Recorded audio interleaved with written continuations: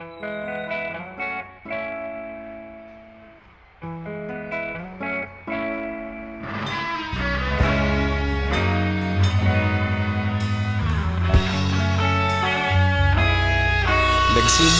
ang lahat sa eskwela, nagsama-samang 12 sa kalokohan at sa tuksuhan, hindi maawat sa isa't isa.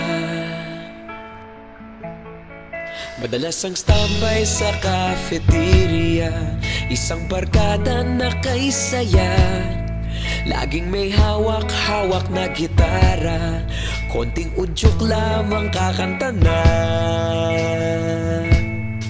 Kay simple lamang ng buhay nun, walang mabibigat na suliranin.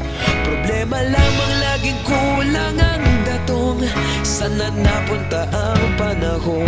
Sana nga ba? Sana nga ba? Sana napunta ang panahon? Sana nga ba?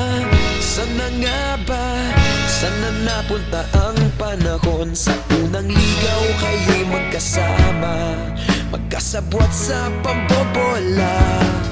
Walang sikreto kayong tinatago, okay sarap ng samahang barkada. Nagkawatakan na sa kolehiyo, kanya-kanya na ang lakaran. Kahit minsan na lang kung magkita, pagkakaibigay hindi nawala.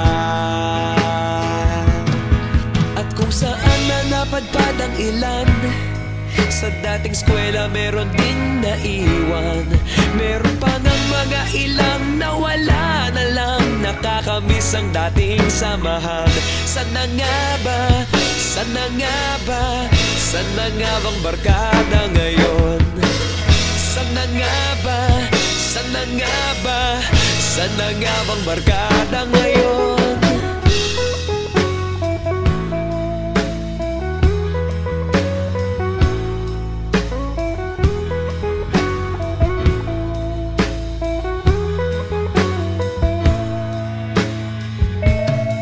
Ilang taon din ang nakalipas, wala pa sa aming tatay na nagsusumikap upang yumaman at guminhawang kinabukasan.